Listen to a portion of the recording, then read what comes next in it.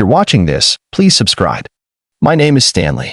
I live in a small village in Anambra state with my wife and our 4 children. Life here is not easy, but we try our best every day. I work at a mortuary in the village, the only one around. People call me Stanley the mortuary man. It's not a fancy job, but it's the only thing I could find. My duty is simple. I wash the dead bodies, clean them up, dress them well, and make sure they are presentable before burial. I've been doing this job for over 6 years now. In all honesty, it's a hard job, not because of the dead bodies, but because of the living. The pay is small, very small. After buying foodstuff, paying school fees, and handling small emergencies, there's usually nothing left. Sometimes, we even owe our local food seller. My wife, Ngozi, tries her best too. She fries akara and sells by the roadside every morning. But even with that, feeding our 4 children is a struggle. There were days I couldn't afford to buy common paracetamol for my son when he was sick. Other days, we eat only Gary and salt. And yet, I still go to work with a smile, because what other option do I have? Better to earn little money than no money at all. But that Monday afternoon changed everything. It was a quiet day at the mortuary. Only 2 new bodies had come in that weekend. I had just finished dressing an old man who had passed on at 87. His children brought expensive lace cloth and even gold jewelry for him. They said their father deserved a royal burial, and I agreed. The man had lived a full life. But as I stood there, looking at the gold watch they brought, something inside me stirred. Why do they waste all these things? I thought to myself. This man, lying still and quiet, was about to go 6 feet underground with a wristwatch that could feed my family for 2 months. They even brought Italian shoes that had never touched the ground. As I laid the items gently beside him, ready for his burial clothes, I felt a tightness in my chest. I looked around. I was alone. I sat on the small bench in the corner of the room and buried my face in my hands. I whispered to myself, I day suffer, I day try. But what can men go do? My thoughts were heavy. I felt guilty for even thinking about it, but the idea was already sitting deep in my mind like a stubborn visitor. Some of these bodies go to the grave with luxury items. Items their family won't even see again. What does a dead person need gold chains or Rolex watch for? To shine inside coffin? To impress who? That was when the real temptation started. I didn't act on it yet, no, but that thought refused to leave me. For days, it followed me around like a shadow. Every time a new corpse arrived with fine clothes or jewelry, the idea returned stronger than before. At home, things weren't better. That same week, our second daughter, Adiz, was sent home from school. No fees. I begged the headmistress to give me 1 more week. She agreed, but she warned me that Ada couldn't return if I didn't pay. My wife cried that night. She tried to hide her tears from the children, but I saw her wiping her eyes with the corner of her wrapper. That broke me. One night, as I lay on our thin foam mattress, I stared at the zinc roof of our house. I couldn't sleep. Stanley, are you a thief? I asked myself. No, I wasn't. I was just a father trying to survive. But survival does strange things to a man's mind. I began to convince myself. It's not stealing if the person no day alive. Now only small thing I go take. Just 1 wristwatch. Maybe 1 ring. I go sell pay school fees, buy food. My children go smile again. My wife go rest small. It sounded reasonable in my ears. I told myself I would only do it once. Just once. I won't be greedy. I will take something small and useful, not big. Just 1 item that no one will notice. I will return back to normal afterward. No one will ever know. And the dead? They won't complain. They won't even know. The next morning, I looked at myself in the mirror. I saw a tired man. A man with eye bags, dry lips, and worry lines deep in his forehead. I saw a man desperate for a little break from suffering. My hands were shaking. At work that day, another corpse arrived. A young lady. She was beautiful, even in death. The family brought her in a black Mercedes-Benz. Her body was well preserved. Her nails painted, her hair freshly braided. They said she was a fashion designer in Lagos before she had the accident. As I prepared her for the freezer, I noticed the diamond earrings still on her ears. I touched them lightly and paused. They were real.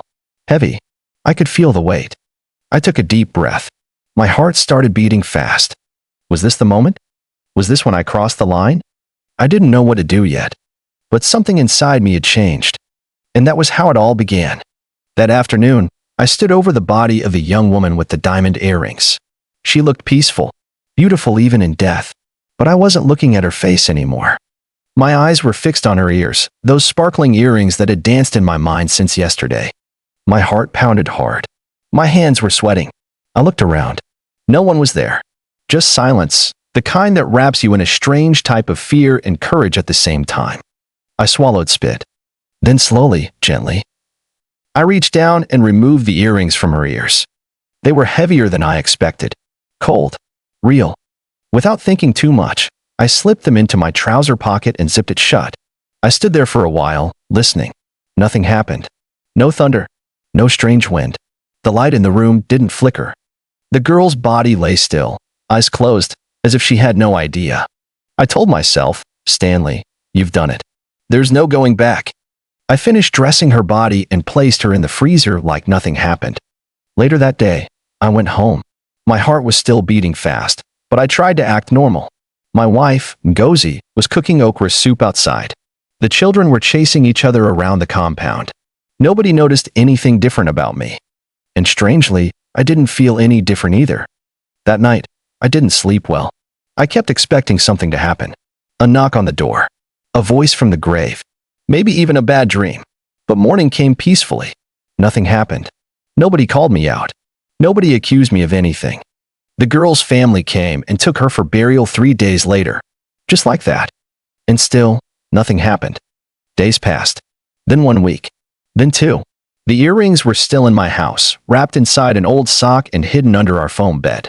Every time I thought about them, I would feel something in my chest, not guilt anymore, but something like power. Like I had discovered a secret. One Saturday morning, I went to the city. Onitsha. I carried the earrings in a small nylon bag and entered a crowded market street. After asking around, I found a man that dealt in used jewelry.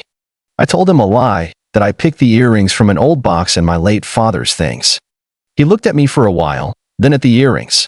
He brought out a small machine and tested them. After some calculations, he said, I fit give you 60,000 naira for 'em. My mouth opened. 60,000. That was twice my monthly salary from the mortuary. For just 2 small earrings. My hands started shaking. I tried to keep a straight face, but inside me, I was shouting. I told him yes and collected the money. As I left the market, I felt something I hadn't felt in a long time, relief. The next day, I used part of the money to pay Adi's school fees.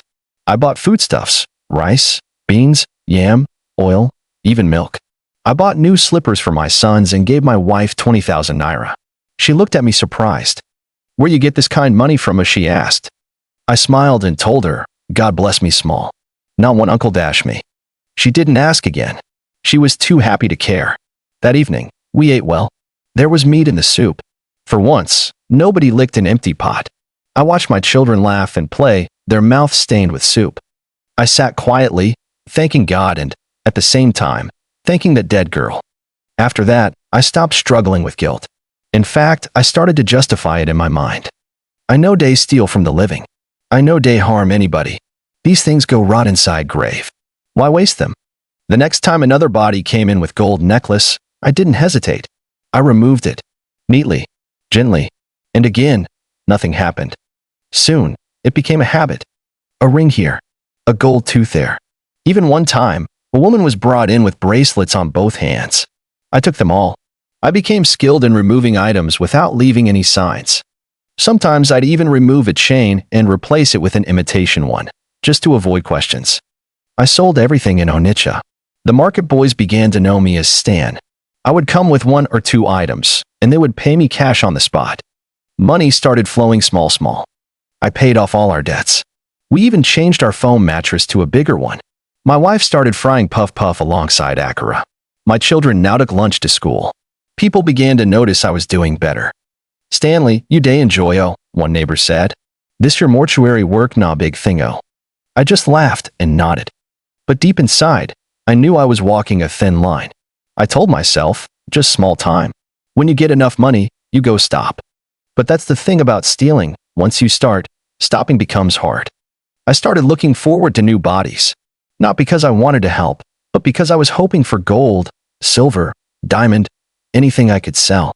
There was a time I prayed for the dead to come without suffering. Now, I was hoping they'd come rich. One particular week, a rich politician's wife was brought in. She died of heart failure. Her body was dressed in lace and gold, earrings, necklace, rings on 4 fingers. That day, my hands were shaking with excitement. I didn't take everything. I wasn't greedy. I left the wedding ring and took the rest. 55,000 naira. That's what I got from the sale. My wife noticed the increase in money again. This time, she asked deeper questions. Stanley, are you doing Yahoo? She whispered one night, half joking. I laughed hard. Nah, dead body I day wash, no be laptop. She didn't press me further. She trusted me, and to be honest, I started enjoying that power. Providing for my family made me feel like a man again. But as sweet as the money was, I didn't know that soon something was going to change. Because not everything stays buried forever.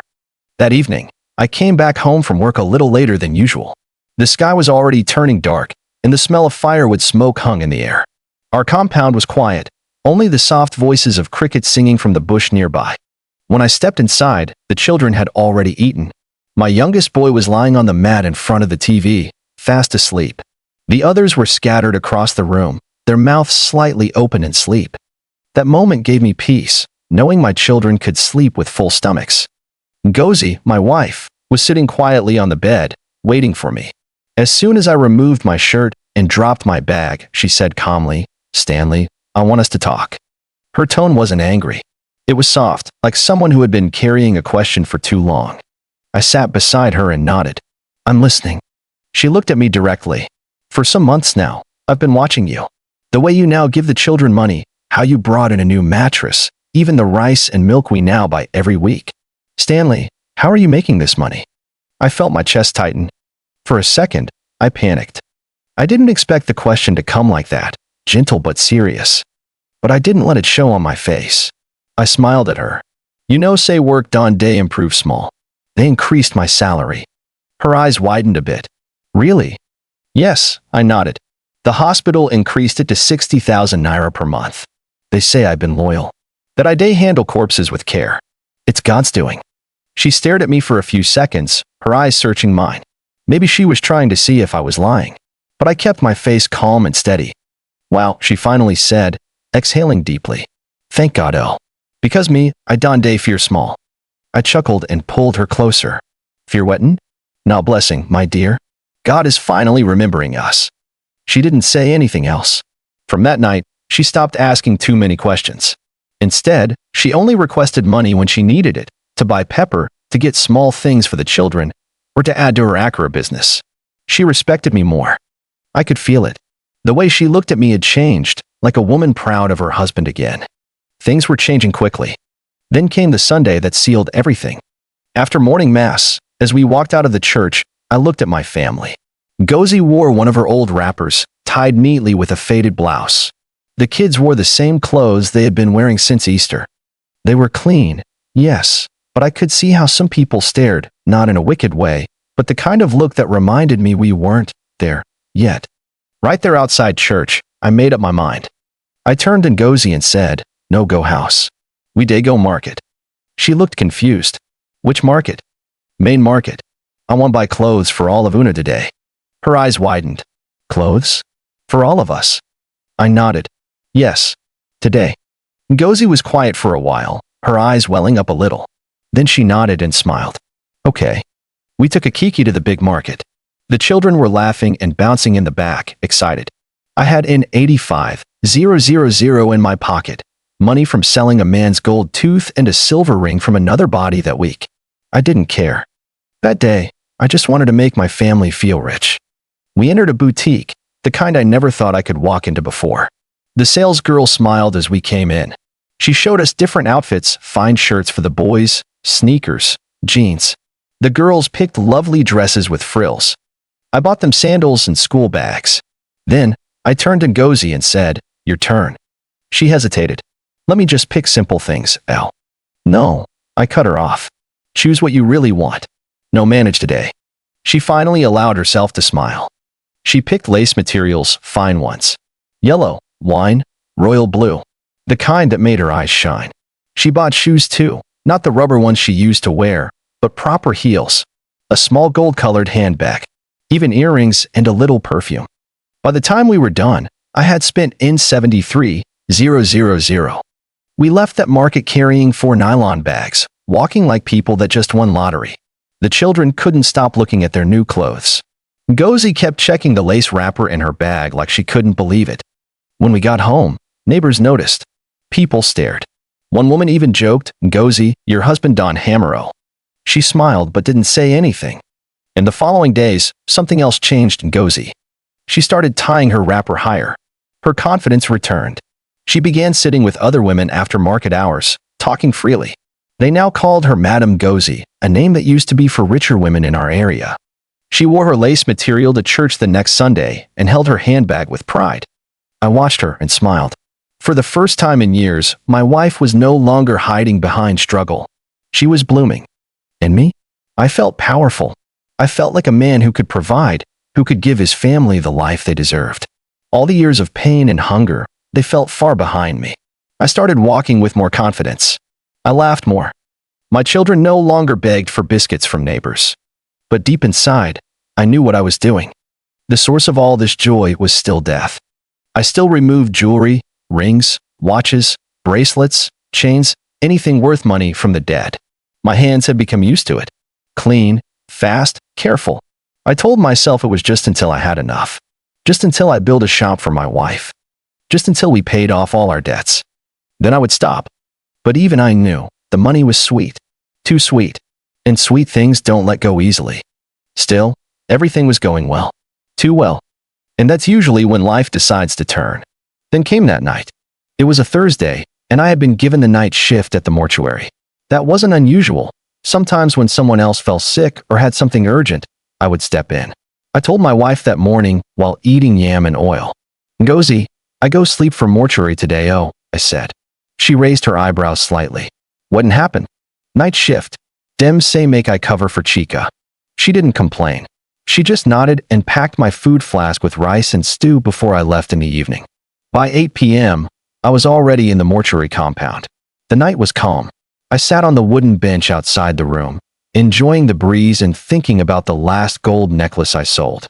My pocket was beginning to feel heavy with money, and for once, I wasn't ashamed of it. I had managed to give my family comfort, even if it came from the dead. Everything was peaceful until 2:30 a.m. That was when a small van drove into the mortuary gate. The headlights flashed through the darkness. I stood up and walked closer. 2 men came down. One of them was a local health worker I knew from the next town. They pulled out a stretcher, and on it lay the body of a man, slim, dark-skinned, about 50-something years old. He wore a black kaftan, and his feet were dirty. They covered his face with a light cloth. I asked the man who brought him, "Wedding kill am?" He shrugged. "We no. Dem find him for street. Just laying like that. No wound, no blood, no injury. Just dead.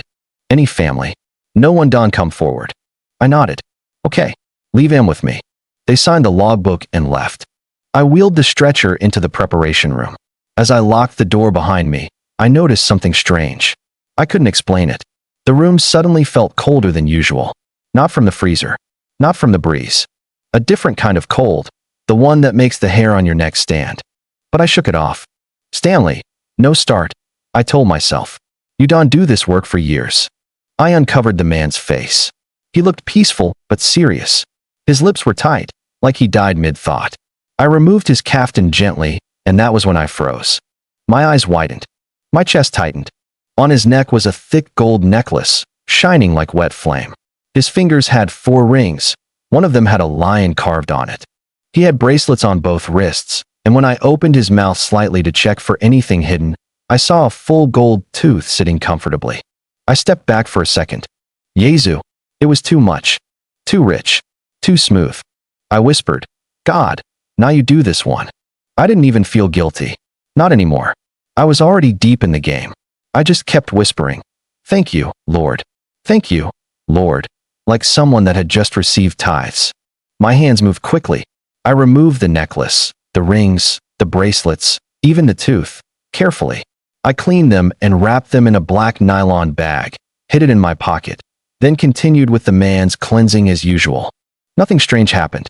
No flicker of light. No noise.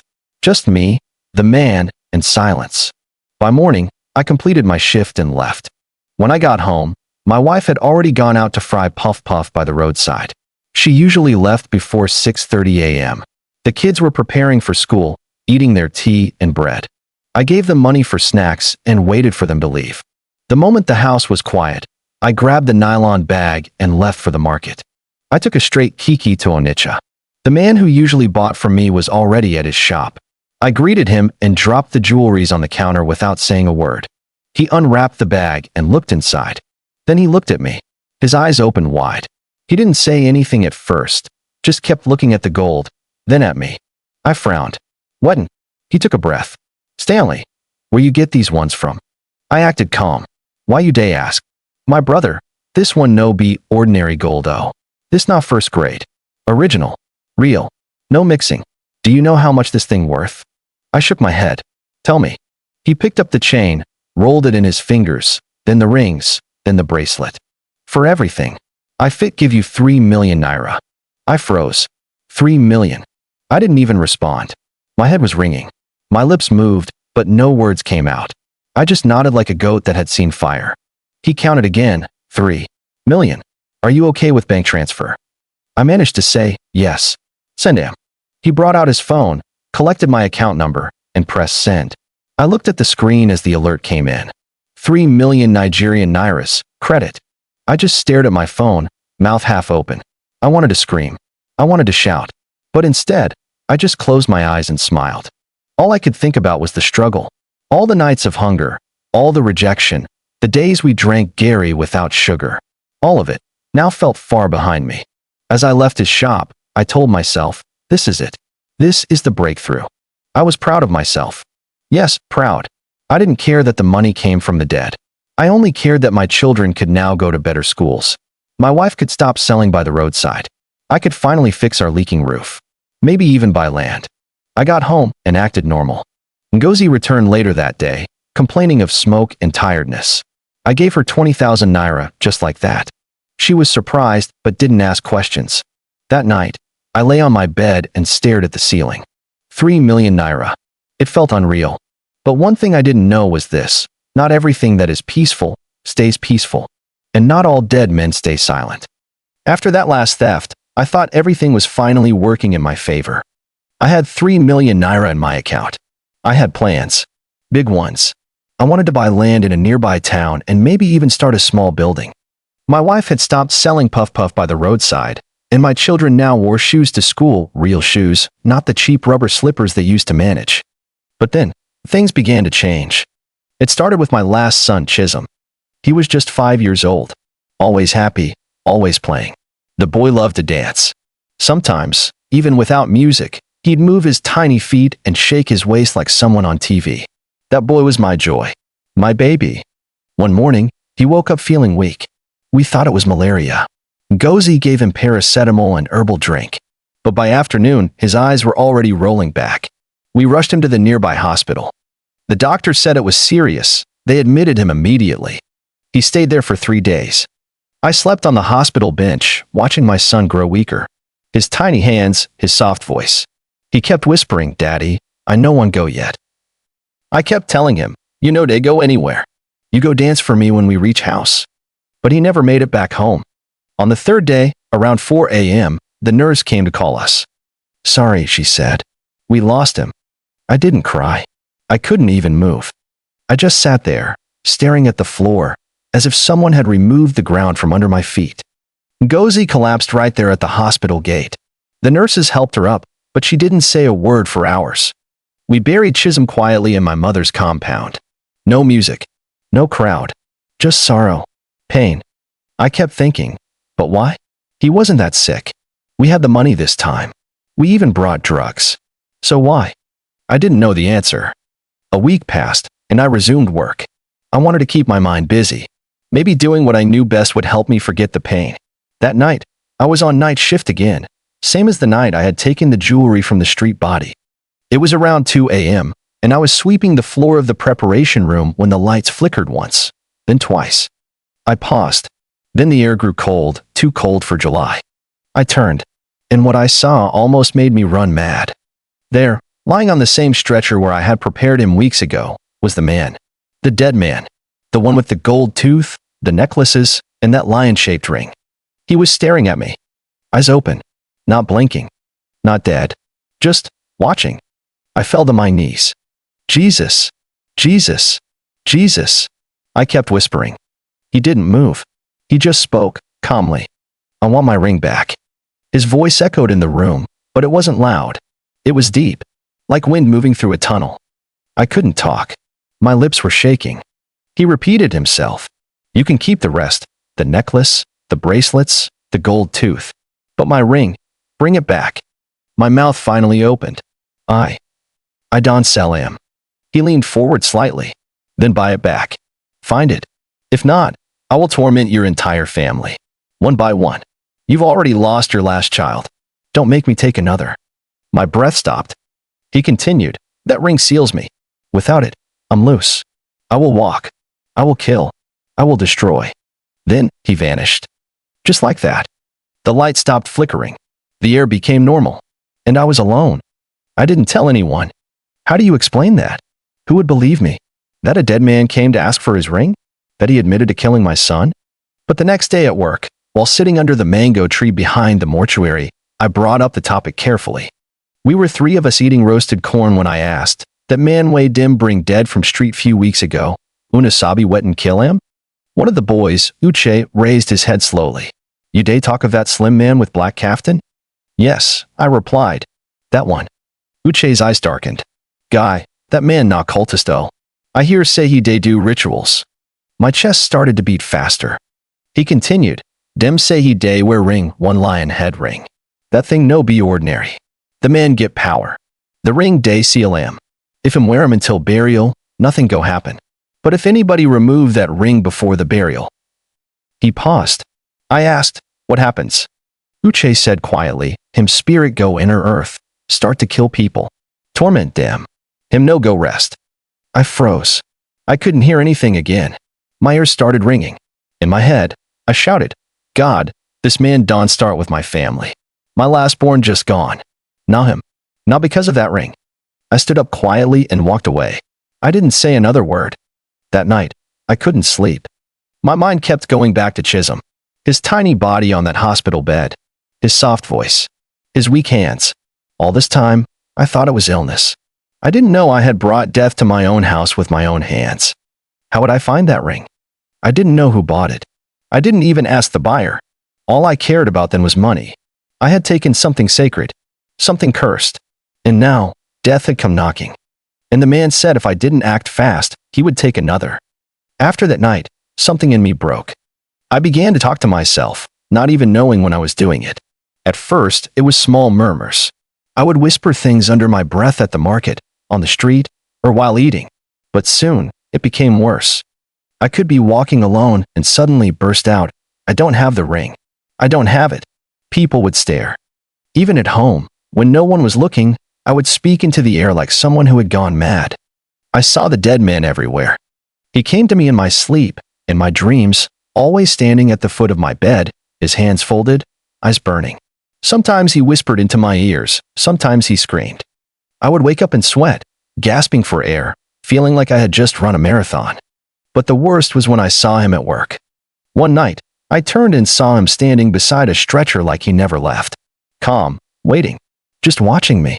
I screamed and ran outside barefooted into the night. My colleagues thought I was drunk. I wasn't. I was losing my mind. Gozi, my wife, saw the change in me.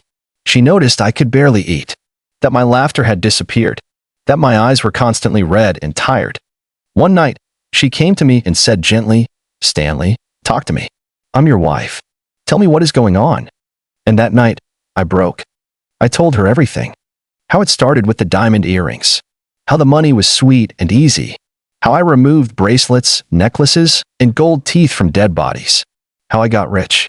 And finally, about the man with the lion head ring. How he came to me, warned me, and took our son. Gozi collapsed into my arms and cried like a woman that had just heard her child died again. She beat her chest and shouted, we used dead people's money to enjoy. We used death to feed our children. The next morning, we both knew what we had to do.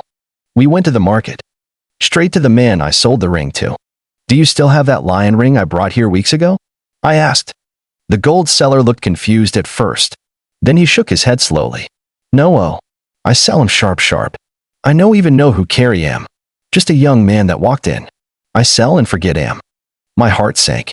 Ngozi held her wrapper tightly, her knees weak. We were helpless. When we returned home, she started to talk to herself. Just like I had.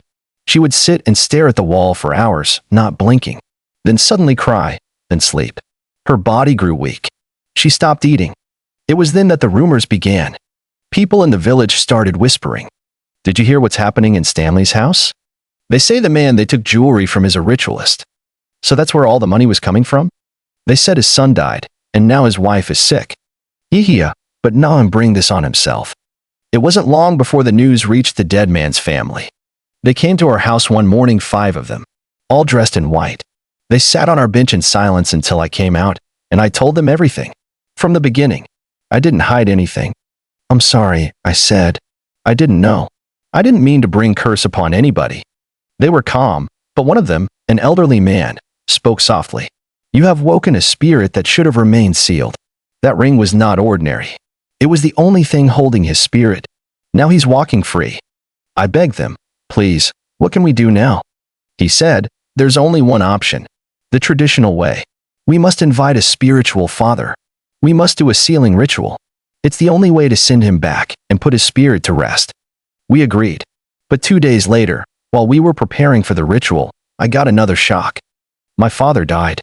Just like that. He wasn't sick. He wasn't weak. He was sitting outside chewing cola nut when he just fell, quiet. Cold. I didn't cry anymore. There were no tears left in me. People in the village began to panic. Stanley's family again? Who's next? The fear spread like fire. Some people stopped talking to me. Children ran when they saw me. Neighbors now locked their doors when I passed. One woman said loudly at the market, that's the man that used dead people's things to become rich. Look where it ended. The shame was worse than the fear.